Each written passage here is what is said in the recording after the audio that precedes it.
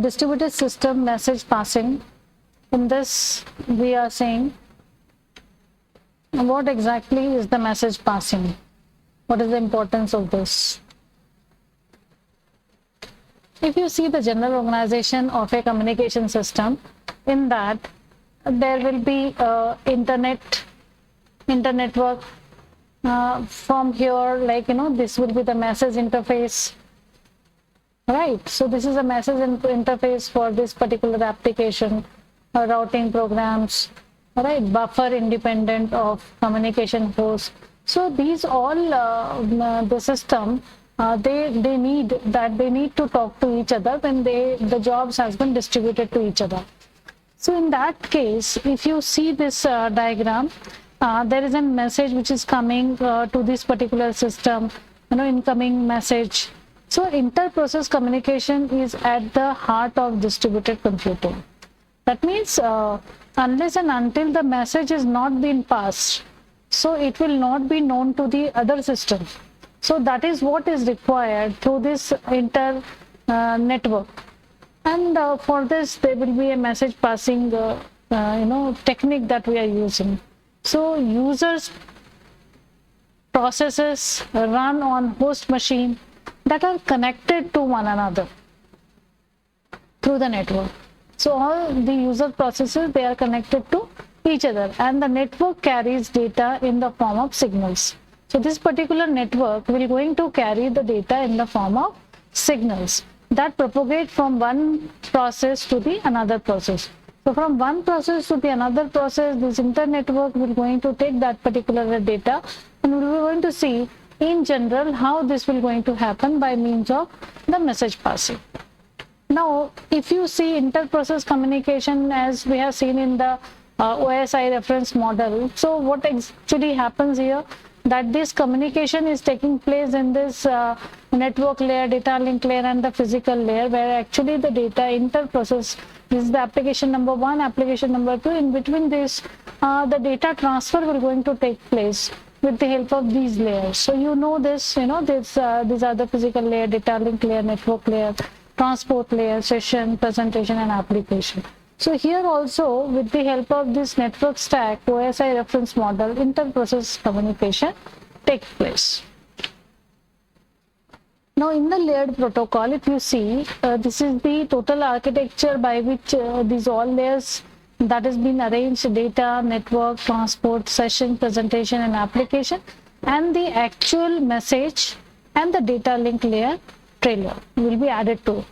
So bits that actually appears on the network, this will going to appear on the network. How the total information will be produced, it will be something like this. So data link layer trailer will be added to it, and it is going to pass to the network. In the OSI reference model, if you see how this particular data exactly comes to the physical layer. So for that, if you see, this is an data, so application layer will going to attach its header, trailer, and all those they're going to add their own the headers. So this is header for this particular application layer. This is the header for the presentation layer. This is the header for the session layer. This is the header for the transport layer. This is the header for the network layer.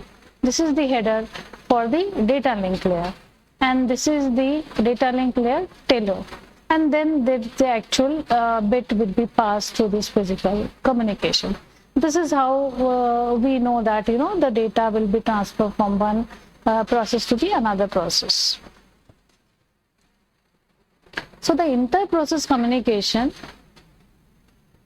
when it takes place, what we mean, what exactly we mean to it? When two computers of a distributed systems communicate with each other. So we say when two computers, the distributed system communicate with each other, we mean that two processes, one running on each computer, are in communication with each other. A process is the execution of a program.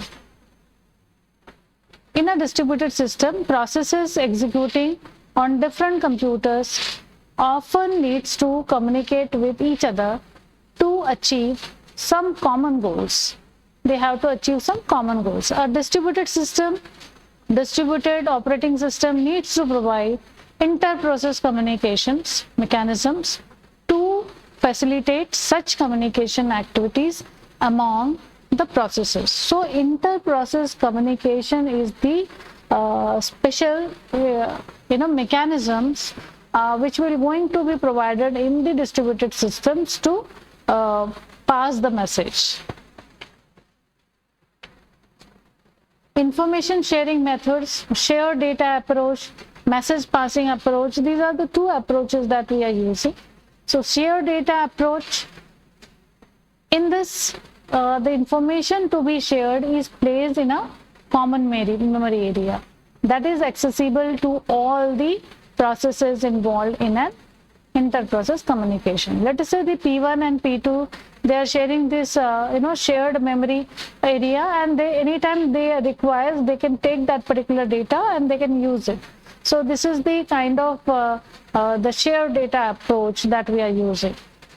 Message passing approach is the second approach, in which in the message passing approach, the information to be shared is physically copied from the sender process address space to the address space of all receivers process. So from here to here it will be copied. This is done by transmitting the data to be copied in the message. A message is a block of information, so it will be going to be copied, the data will be passed and it will be noted down. So information sharing method, under this, computers in a network do not share the memory. So the process in distributed system normally communicate by exchanging the message rather than through the shared data. So the message passing approach is the basic inter-process communication mechanism in distributed system. Under the message passing system, a message passing system is a subsystem of a distributed system or operating system that provides a set of message passed in the inter-process communication protocol. A message passing system shields the details of complex network protocol and multiple heterogeneous platform from programmers. It enables processes to communicate by exchanging messages and allow program to be written by using simple communication primitives such as send function or receive function. It serves as suitable infrastructure for building other higher level of inter-process communication systems such as remote procedure call and distributed shared memory. Desirable feature of a good message passing system is simplicity. A message passing system should be simple and easy to use. It must be straightforward to construct new application and to communicate with existing ones by using the primitive send function or receive function provided by the message passing systems.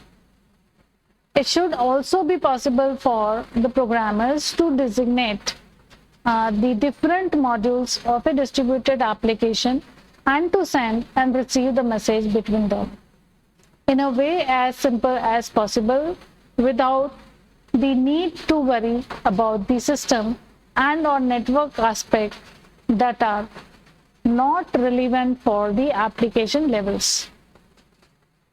Now, the desirable feature of a good message passing system is nothing but uniform semantics. In a distributed system, a message passing system may be used for the following two types of inter-process communications: local communication and remote communications, in which the communication processes are on the same node, local communication. Now, remote communication processes are on different nodes. So here it is on the same node, it is on the different node. Semantics of a remote communication should be as close as possible to those of a local communications. Now, if you see the efficiency, if the message passing system is not efficient, inter-process communication may become so expensive. So it's supposed to be efficient. So the application designers will try to avoid misuse in their application, the unnecessary use of in their application. An IPC protocol, inter-process communication protocol of a message passing system can be made efficient by reducing the number of message exchanges. Some optimizations normally adopted for efficiency include the avoiding the cost of establishing and terminating the connections between the same pair of process for each and every message exchange between them, minimizing the cost of maintaining the connections.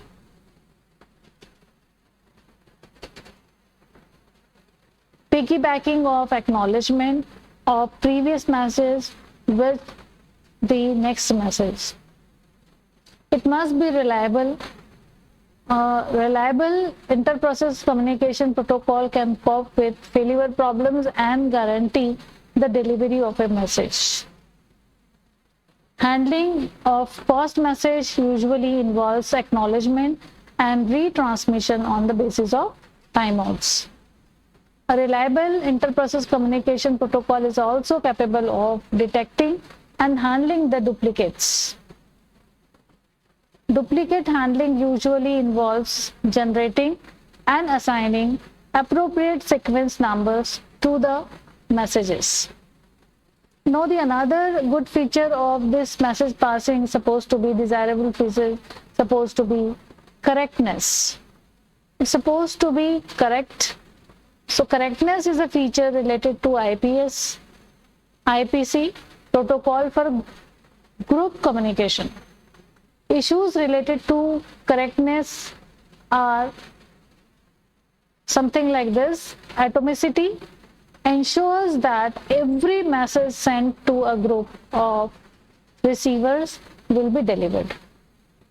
Ordered delivery ensure that the message arrives at all receivers in an order acceptable to the application.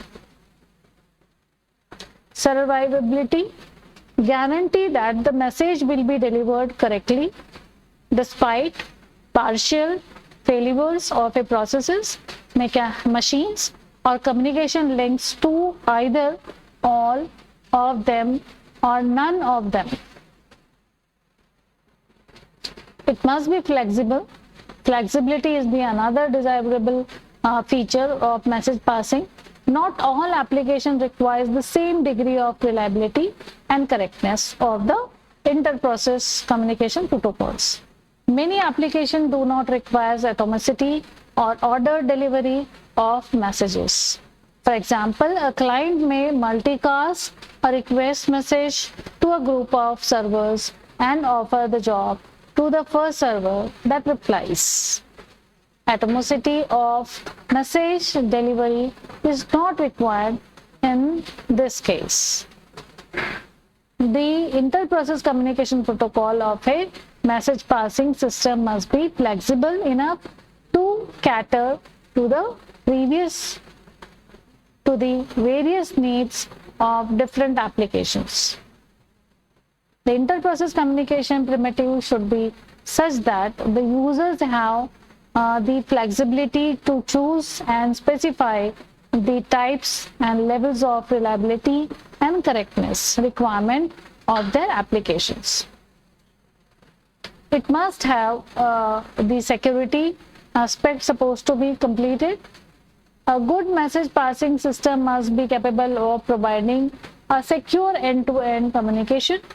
A message in transit on the network should not be accessible to any user other than those to whom it is addressed and the sender. Steps necessary for secure communication are authentication of receivers of the message by the sender, authentication of sender of a message by its receiver, encryption of message before sending it over the network. Then the another feature is nothing but the desirable feature of message passing is portability. There are two different aspects of portability in a message passing system. The message passing system should itself be portable. It should be possible to easily construct a new inter-process communication facility on another system by reusing the basic design of existing message passing system. The application written by using the primitives of inter-process communication protocol of the message passing system should be portable. This requires that heterogeneity computers of a different architecture must be considered while designing a message passing system. A typical message structure, a message is a block of information formatted by sending process in such a manner that it is meaningful to the receiving process. It consists of fixed length header and variable size collection of type data objects, actual data or pointer to the data. So variable size collection of a type data. This is what is the place.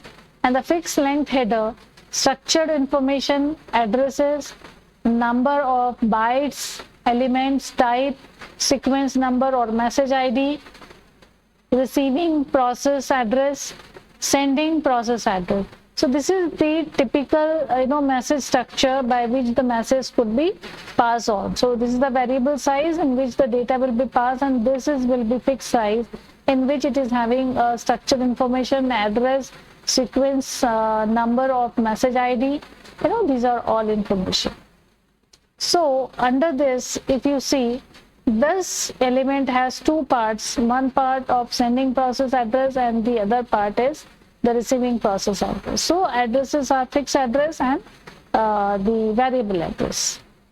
Typical message structure sequence number is the message identifiers. Structure information, this element also has two parts.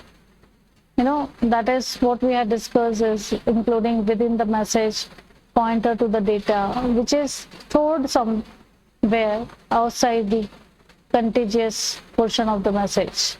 The second part of this element specifies the length of the variable size message data.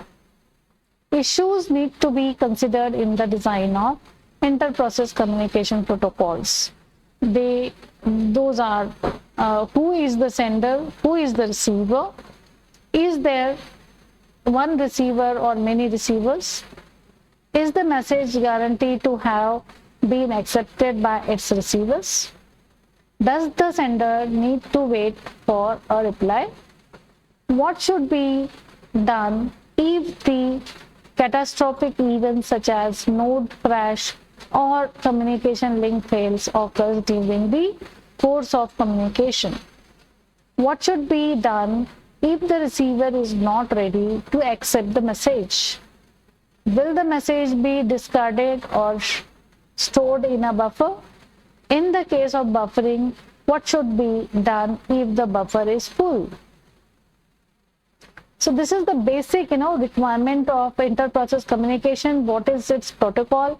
Inter-process communication, how the data transfer will going to take place by means of message passing, and what's supposed to be its feature, what is the advantages, what are the best practice that's supposed to do it, and what type of designing that we have to consider for the inter-process communications.